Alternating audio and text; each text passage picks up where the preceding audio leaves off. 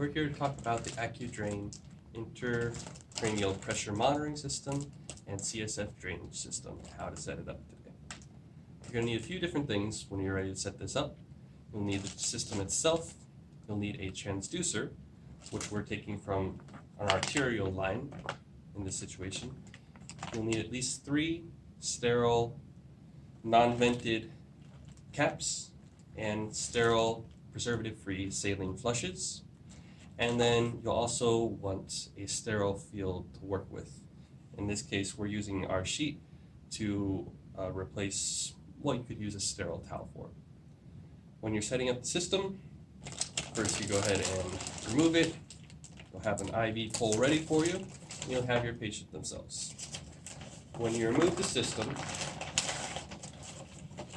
it'll also come with a securing device, which you can see here. To open it, you simply squeeze this handle and it opens the grippers, and you can attach it directly to your pole. It'll come with the portion of the system that connects directly to the patient. That you want to keep in the bag at all times because it'll need to be sterile for the physician. It'll also come with a leveling device right here. And this you can connect to the drainage system itself for securing, and you'll use this whenever you reposition the patient. It connects on the back of the drainage system, this little slot right here. Make sure you push it in until you hear it click. You can store the ring for it right up here. Alright. At this point, you can empty the rest of your equipment onto your sterile field in a sterile fashion. Ours is already opened. And while some sterile, preservative-free saline flushes come individually packaged, you may need to have someone assist you with drawing up sterile saline flushes. So empty those and your caps out onto your sterile field. Alright. At this point, be sure to bring down the burette from your drainage system all the way to the red 0 here for when you're ready to zero it, and detach your transducer. At this point, when you're handling any of this equipment, you want to have sterile gloves and a sterile mask on. So after you detach your transducer, you don't need the rest of the tubing from the art line. You can dispose of that. And then you can attach one of your sterile saline flushes to your transducer itself for the next step. So our 3 main steps in this process are going to be to prime, level, and zero, PLZ. So when we're priming,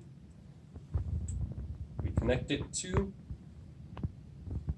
the actual AccuDrain itself here at this point. This will have a sterile cap on it as well when it comes out. So you'll remove the sterile cap and attach. Now you'll be working with 2 main stopcocks in this system here on the transducer and here on the drainage system. This stopcock, when turned here, is turned off to the transducer itself.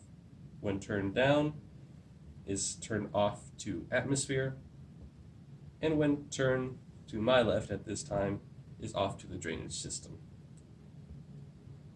For your stopcock here for your drainage system, when it's turned down, it is off to the patient. When it is turned to my right at this time, it is off to the transducer, and when it is turned up, it is off to the drainage burette, as you can see here. Your safe position, your home position, is when both stopcocks are down. At that point, the transducer is open to the drainage system and off to the patient. If nothing is going to the patient, then we are safe. So when we go to prime, we'll want to first prime the transducer itself. We can do so by removing the sterile cap and turning it off to patient. It is now open to atmosphere, and we simply push through are saline while pulling on the tail itself of the transducer. Then we will take a new sterile cap and reapply. Next, we turn our stopcock for the transducer down.